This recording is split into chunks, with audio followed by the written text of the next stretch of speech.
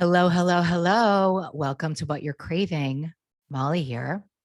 So excited about all things What You're Craving.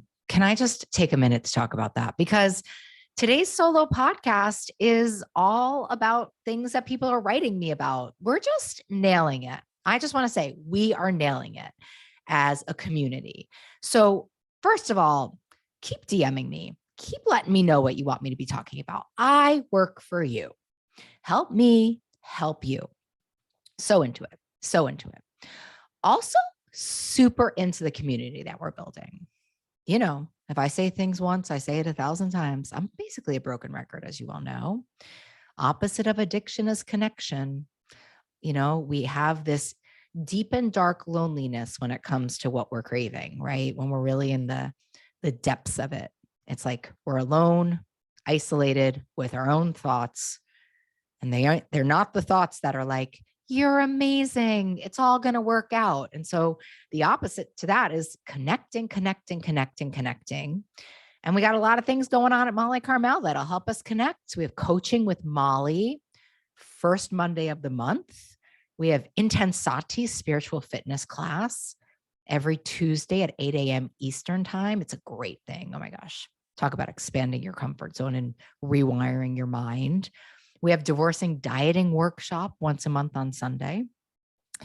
And we have this breaking up with sugar course that people are raving about, which is a 6-week, starter model of how to get into a better relationship with food via breaking up with sugar. And if you know me, there's one of the modules, maybe one and a half of the modules have to do with food. The rest has to do with your mind and your soul and your commitment and using all the strategies that I help people to find freedom. That's what we're here to do. We're here to find freedom and figure out what we are actually craving, which I will tell you is really this connection.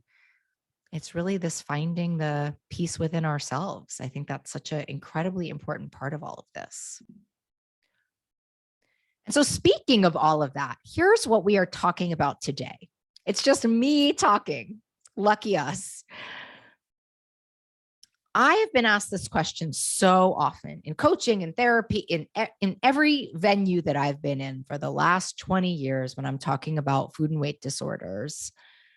People really have, and rightfully so, people have a super hard time with what I'm going to call food pushers, food pushers. What do I do when they offer me food? How do I explain to someone that I'm working on healing my relationship with food? How do I manage when people say to me like, oh, just have a little, and you're really trying hard to not have a little. You're not working in moderation. You're not working in cheat days. Not to say necessarily that they're good or bad. In my world, cheat days are really, really tricky in integrating in your new relationship with food. What do I do when people question me? What do I do when people don't respect my limits? Why is my partner continuously offering me food when I've told them over and over and over, I'm not eating sugar? The list goes on and on and on and on and on. It's a big thing I talk about during the holidays, but we're really in this very special and beautiful part of the calendar year right now. I like to call, February 15th through whenever Passover and Easter starts, this sort of Camelot. Like it's like this very, for many of us, the world being what it is right now. It's not true at all, but when it comes to celebrations and things like that, it's a pretty quiet time when there's not a lot of celebrating. So I wanted to address this question when we don't have these big events that we have to go deal with this so often in, because I think that's sort of the problem, is that we're trying to learn these new skills when we're in the hardest time. One of my DBT teachers, one of my dialectical behavioral therapy teachers would say that the way we acquire skills is that we learn how to swim, and then we swim, and then we swim in the riptide. And a lot of times I think we're trying to use our skills in the hardest of situations. They don't work because they're not primed enough yet. And then we decide that they can't work, or worse than that, we decide that we're broken, that we're unhelpable, that we're untreatable. But time takes time, my friends. It's my least favorite of all the slogans in the whole world, but time takes time and practice takes practice. So what a lovely time to make this decision to start to talk a little bit about negotiating your truth with food around other people, and especially around people who have opinions and, perhaps worse than that, push the food onto you. What I'm going to tell you first and foremost is that, how do I say this right? Well, is that that's a you problem. Then that's a beautiful thing. That's a problem that you can manage.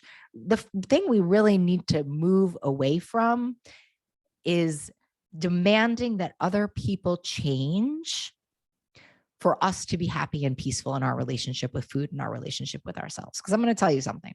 I've been a therapist a long time. I'm a therapist over 20 years, and change is very hard.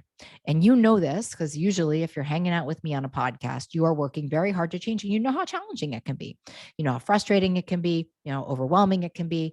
So we can't have our peace and our recovery contingent on what other people think and what other people feel about what we're doing, and certainly not how other people behave. So the first thing I want to do is hand the power stick to you. So this is not going to be a podcast about how to get your partner to be different. This is not going to be a podcast about changing other people. Sorry about that. If it was, I would be happy to teach you that. It's just not the way it goes. This is about you negotiating your life differently. And if you want to make the decision right now that that's the best thing I ever told you, because you can change and you can make these changes, you can make that decision. I'm here for it. I really encourage you to do that.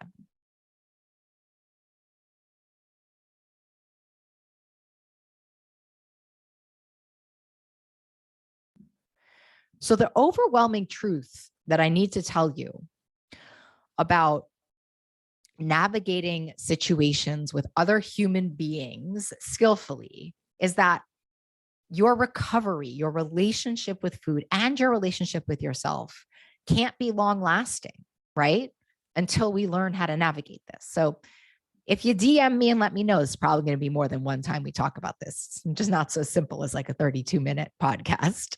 A lot of practice, a lot of mistakes, just like the rest of life. I mean, listen, also, if you do happen to live alone in a cabin in the woods and, you kill all your own food and you eat it, this is probably not the podcast for you. But if you're in the business of hanging out with people and wanting to live a big, full, beautiful, beautiful life, which usually means we interact with others, this is the podcast for you. So we have to redo the way we do our life. Okay. And the first thing, I need to say something on an aside, which is, when it comes to like the closest people to us, I get this question all of the time. I told my spouse, I told my partner, I told my sister, I told my best friend, that I'm not going to be eating sugar anymore. And they keep on offering me sugar. Can you believe that? Can you believe that, Molly? And my answer is always, yes, I can totally believe that. I can totally and completely believe that. Because if you're anything like me, you have all of this diet drama and all of this diet trauma. And the problem with our diet drama and our trauma is that people usually listen to what we do, not what we say. I'll say that one again. People usually listen to what we do, not what we say. And so when we're saying, if we have this history of making promises to ourselves and not keeping them, which so many of us do, capacity to heal is infinite. This is something you can heal. This is something I'm here to heal with you. But you got to take responsibility. Why do you think your spouse, your sister, your best friend is offering you sugar, even though you told them that you're not going to be eating it anymore? The answer is, if you're anything like me, because we've shown people that we're not really serious about it. And my two best friends, Lauren and Michelle, they tell the story. It's so good. They tell the story where I told them I was breaking up with sugar, and they literally took bets on it. They were like, yeah, right. Yeah, right. Yeah, right. You're right. Like 13 years later, they're making sure that I'm okay with whatever restaurant we're going to, but it took me years to reestablish and for people to really believe that I was serious about this. And I understand that. I really do. Change is hard. They had to rebuild their well-worn snow grooves that I was finally taking my recovery seriously. And there's a really beautiful thing that happens when we stop playing the victim, right? When we stop playing the victim, we can sort of look at like what part we play in this behavior. What part do I play in the behavior of my friend saying, are you sure you don't want to split the pizza? Are you sure you don't want to go to Froyo? Are you sure you don't want any of this? Like, I train them to be that way. I train them by, and I am committed to not being that way anymore. But again, time takes time. Give yourself the grace of time. It takes people a while to come around to the idea that we've changed. And the other thing when it comes to food is that when we make changes, it really sometimes has people having to look at their own stuff that they don't want to look at, right?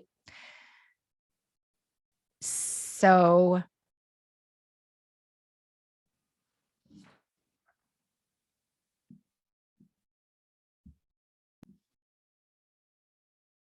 the first thing I want to say is push through, push through, push through. Honor this new relationship you're creating with yourself.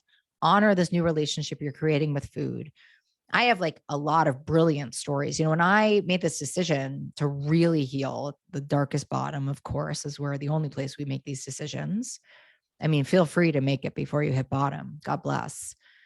But I always remember, you know, my best friend Michelle and I used to eat sushi out, you know, every single week together. And we'd order this like very elaborate sushi tray that had lots of eel sauce, just lots of stuff. And when I was making this big change, you know, I had to become very simple about my eating habits. And I actually couldn't share food in the beginning. Very different story now. And so I had to sit down with her at sushi. And I said to her, you know, I can't split sushi anymore for right now. I need to really take my eating disorder seriously. And Michelle would say that that was the first time that she actually had a sense that I might get off of this roller coaster of self-hate and addiction. It's an interesting thing when we set limits, right? You aren't in charge of whether or not people will cross your limits. You're in charge of setting limits. You know, you're in charge of setting limits. And I also remember, you know, my friend saying, you know, great, I made us dinner reservations. My friend Rob, he said, you know, I made dinner reservations for us at 8:30. And that was in the very beginning of my recovery and my recreating my relationship with food. And I said, you know what, right now, I can't eat that late. You know, I can only eat at 7, so I can't come. And, you know, I'd spent a lifetime people pleasing, putting everybody's needs before mine over and over. You know what would happen? I'd go to dinner with Rob at 8:30 and I would be ravenous and I would miss eat. I would not stay consistent with what I wanted to eat. And then I would, you know, get that flat tire in my life and I would go and I would shred every single tire and I would be back in the self-hate and back in my own demoralization. And so I had to learn how to set limits. Again, it doesn't matter if people honor your limits. We'll talk about that in a second. It matters that you're setting limits for yourself. In this particular story, when I said that to him, he said, oh, I'm so glad you said that because it's kind of exhausting being friends with you because you're so perfect. You always show up. And, you know, it kind of gives me an opportunity to say no every now and then too. You just never know. But honestly, usually when we first start setting limits, people give us flack. You know, they push back. You know, they're accustomed to us, you know, succumbing and doing what they want us to do. And that's very comfortable, you know. And when one person in a relationship changes, the whole relationship changes, whether that's breaking up with sugar or taking control of a different part of your health or deciding not to go to the relationships change when one person changes. And it's hard for people. Change is hard. And people experience it very threatening. That's not your problem. But I want you to know that, you know, you're setting a good limit when you experience flack. Just know that. So we have to learn how to start saying no, right? And we have to especially start to learn how to say no to people who don't respect our limits, the food pushers, you know, the people who, you know, and I remember this profoundly. I had this one ex-friend who, when I said that I was going to be taking control of my health, it was actually in the very beginning and it was just one other part of my story. She said, what am I going to do? Who am I going to eat with? That was her response to me saying, I think I'm going to die. and I need to start to take control of my health. She said, what am I going to do? Who am I going to eat with? And I was like, I don't know, not me. And it's a really good reminder, to be honest, that people's responses have very little to do with us. Just remember this. This was her reflecting on, wow, if Molly's taking control of her health, then who's going to co-sign my stuff with me? What does that make me? What do I have to do? And that's a relationship that fell away. And I think I'm very grateful for that. And I certainly wish that person the best. But there's a lot of people who push food and it has nothing to do with you. I also want to say, I have this amazing, amazing stepfather. He's just the most delicious and delightful person. He's from the Midwest. He's read my book. He's just a wonderful human. I adore him. You would adore him too. And I'm going to tell you, I haven't had sugar and flour for almost 13 years. And that sweet Midwestern man will still always offer me his food. You know what I mean? He's like, do you want a bite of this? And I'm like, well, Dad, it has flour in it. And he's like, oh, right. Chapter 7. He's doing this out of the goodness of his heart. He's not pushing food. I want you to start to think of where the other person is coming from, because that's really where your power is. If we move into this victim space of like, oh my God, can you believe they're doing this to me? They're not doing this to you. They're just doing this. And it usually has to do with their relationship with food. And if you can walk in without holding on to this victim story of all of these people trying to sabotage your food life and think that maybe it's coming from their own suffering, you are going to be walking in such a different position of power and probably of being able to honor your own limits. Now, of course, there are people who are just straight saboteurs. Just straight saboteurs. They're here to sabotage you. And that's okay. And I want to talk about that deeply, deeply, deeply, deeply, because I think that is very true. When we've rolled in very unhealthy circles, which so many of us have, water seeks its own level. We look for people that are going to reflect how we feel about ourselves. So of course, as we get healthier and healthier and healthier, we may have to shake off some appendages of our life. And I say that lovingly, with love and peace. I say that. But we have two options with true saboteurs, the ones that you can't negotiate out, like I'm talking about with my stepdad. Like, I'm like, you're the kindest, most loving people. I honestly think it's like so adorable that he still offers me food. I think it is just the sweetest thing. And remember, that's a choice I make. I could easily say, can you believe it?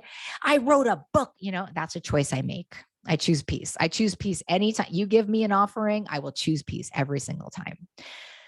So we can separate ourselves from these people who don't respect our limits. It's a totally viable option. Or we can start to learn more skillful ways of saying no, right? We can learn more skillful ways to say no when we're with these people. And that requires, putting on some sunscreen before we walk in. Can't go in to a big, burn fest and without sunscreen on and expect not to come out burned. So you absolutely have the option to take a break from relationships that are unhelpful when you're building a healthy relationship with food and yourself. This may be super controversial. And if it is, like, let me know, because I want to talk about this all day. Because it's an interesting thing how easily we will put other people's needs above ours over and over and over and over again, to the tune of our own destruction. And I really want you to hear that. Sometimes and I'm not even saying this is a forever thing. Sometimes we just need a break from the people who have us crossing our own limits, because they're not going to change. It's not a great endeavor to go sit and have a therapy session with them about how they need to change when we're working on healing ourselves. Healing ourselves, especially in the beginning, is really a full-time job. And usually when we're healing ourselves, it's another full-time job. So we have like 5 jobs. So getting into the business of having other people change, it's just a winless job. And I wouldn't get into it. But thinking about taking a break, taking a separation, moving them into a lower tier of people you spend time with, I actually think it's a very loving thing for the entire relationship. And I really want you to consider it. And if you're having a really big reaction to it, take a breath and think about what you might be reacting to in this, right? What's really coming up for you when I'm saying, yeah, if you're really trying to make a change in your life and it's not working, you may want to think about who you're hanging out with, and you may want to be starting to hang out with some other people, right? You may want to take a break from some relationships, especially for the first few weeks or months of making a change. The data says it takes 66 days for your brain to really start to get it. And that's the first day. That's the first research that I could find. So it takes much longer than that. And giving yourself a runway of healing is a really big gift, not just to you, by the way, but to every single relationship in your entire life, right?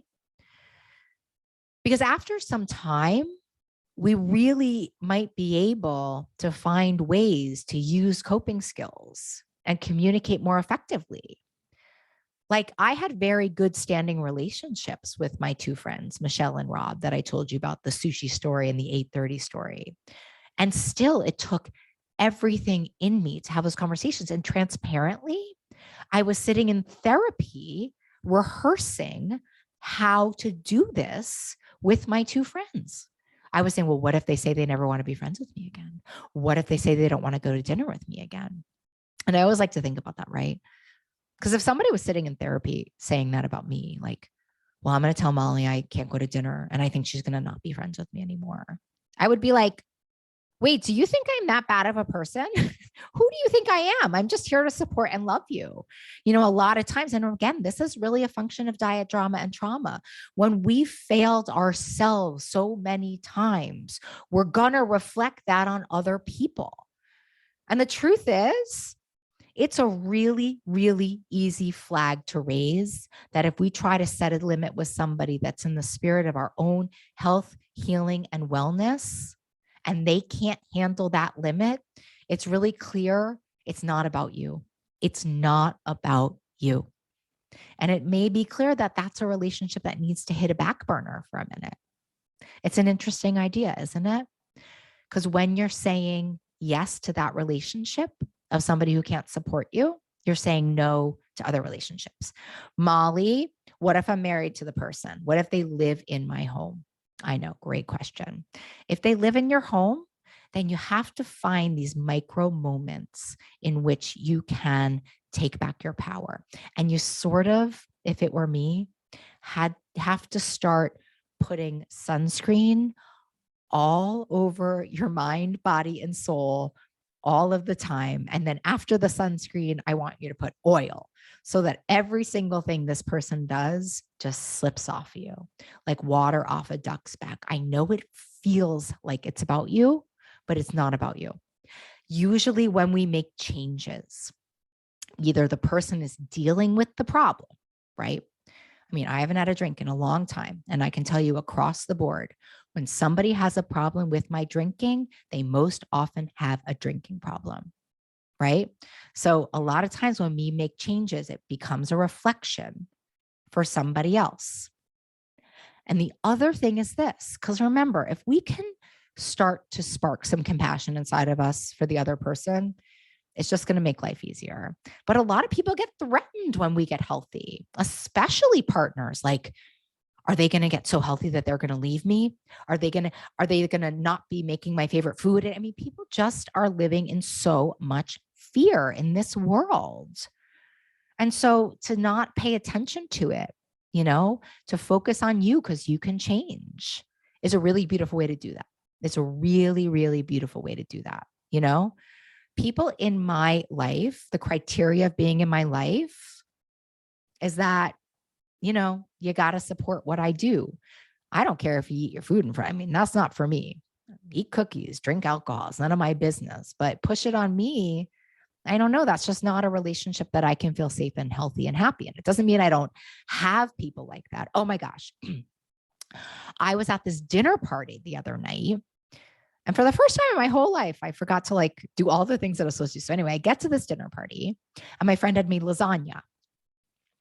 And I said, oh, I don't eat flour. But there was salad there. There was a charcuterie board there. It was just plenty of stuff I could eat. And she said, oh my God, I'm so sorry. And I said, oh my gosh, no big deal. I said, I've been doing this for such a long time that I'm fine. I'm going to pick around. I'm just here for the company anyway. This is going to be amazing. Thank you. Thank you for inviting me. And so this other woman had said, oh, you know what? So you don't eat sugar. and flour. Well, I made a flourless cake, but I made it with agave. So that's good, right? And I said, oh, you know what? I don't eat any sugar. I don't eat any sugar. And she looked at me square in the eye and she said, well, what do you eat? It was the first time. It's been such a long time since I had been in this predicament. And I just knew in my heart, this was not about me. This is just not about me. And so I just smiled back and I said, well, anything that doesn't have sugar and flour in it. And I just moved on. And now that comes from a lot of practice.